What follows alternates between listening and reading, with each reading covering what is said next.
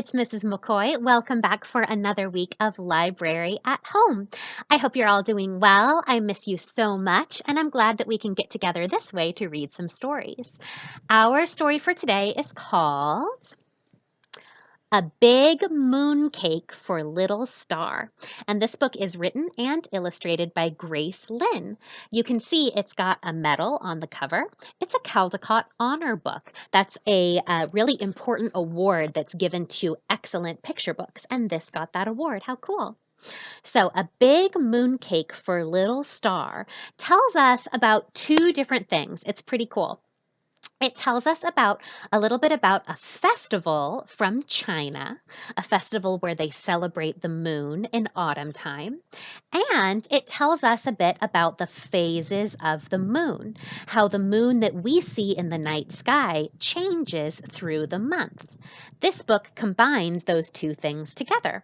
Let's read it. A Big Mooncake for Little Star.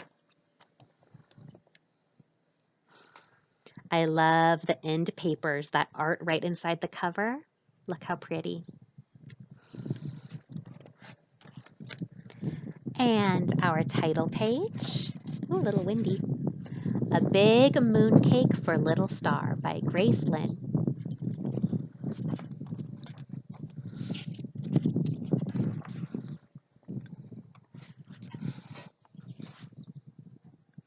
Little Star's mama laid the big mooncake onto the night sky to cool. Now, Little Star, Mama said, your mooncake took us a long time to bake, so let's see if you can make it last a while. Can you remember not to touch this big mooncake until I tell you to? Yes, Mama, Little Star said, nodding. Little Star remembered as she brushed her teeth, washed her face, snuggled into bed, and fell asleep. But in the middle of the night, Little Star woke up. She forgot everything her mama had said and only remembered the big mooncake. Pat, pat, pat. Little Star's soft feet tiptoed to the big mooncake. Would her mama notice if she took a tiny nibble? Little Star didn't think so. Yum. But was someone coming? Little Star flew back to bed. The next night, Little Star remembered the big mooncake again. That one bite had been so sweet and tasty. Was the cake still there? Yes, it was. There was that big mooncake, an almost perfect circle, all alone and delicious in the sky. Would her mama notice if she took another tiny nibble? Little Star didn't think so. Yum! Little Star flew back to bed. And the next night, what do you think Little Star remembered? The big mooncake, of course. Would Mama notice if she took another tiny nibble? Little Star didn't think so. Yum! And the night after that, what did Little Star do? Nibble, nibble, yum! Night after night, Little Star took a tiny nibble and a tiny nibble of the big mooncake.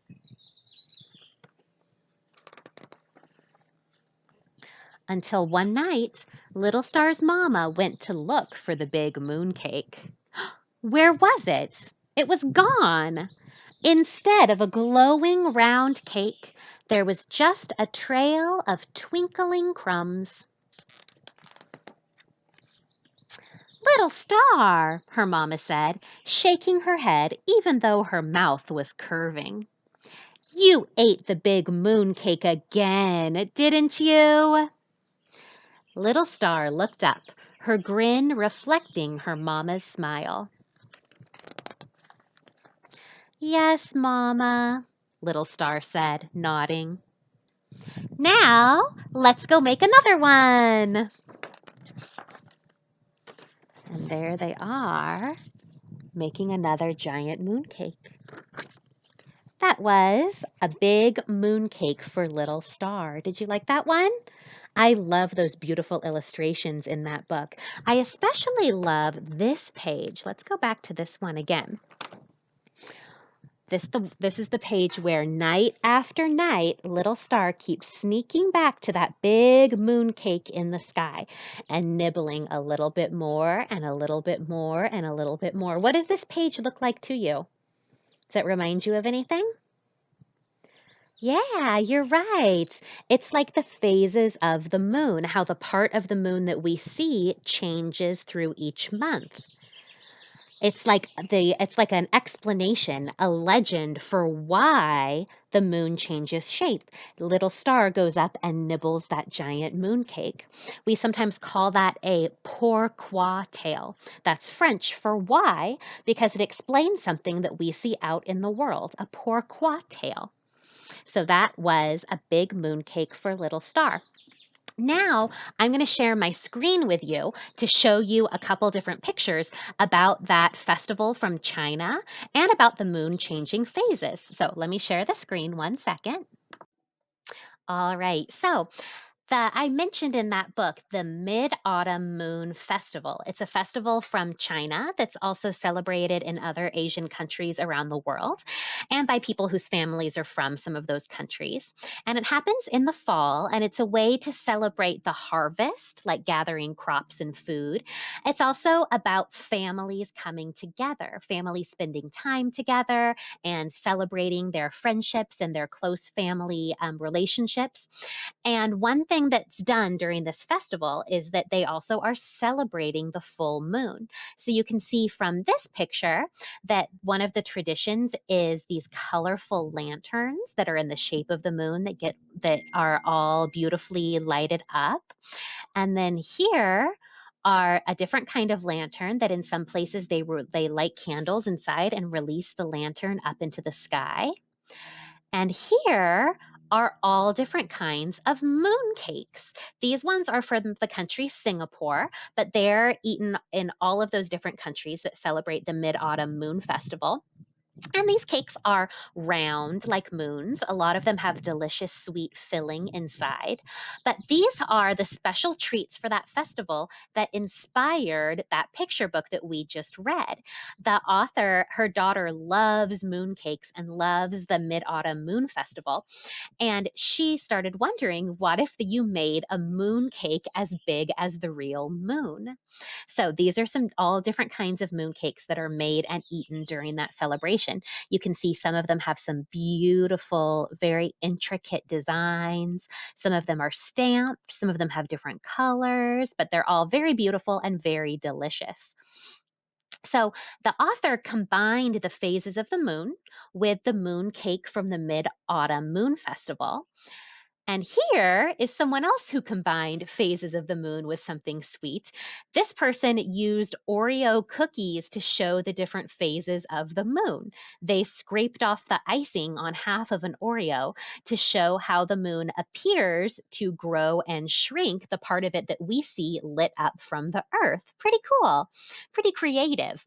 Can you think of any sort of creative way to show the different phases of the moon at home? Maybe you have some cookies you can use, or maybe you could use Play-Doh and make shapes to show the part of the moon that we see that's all lit up from the reflection of the sun. I bet you guys could think of something really clever at home. So that's the end of our library time today. I hope you guys are all doing great, having fun.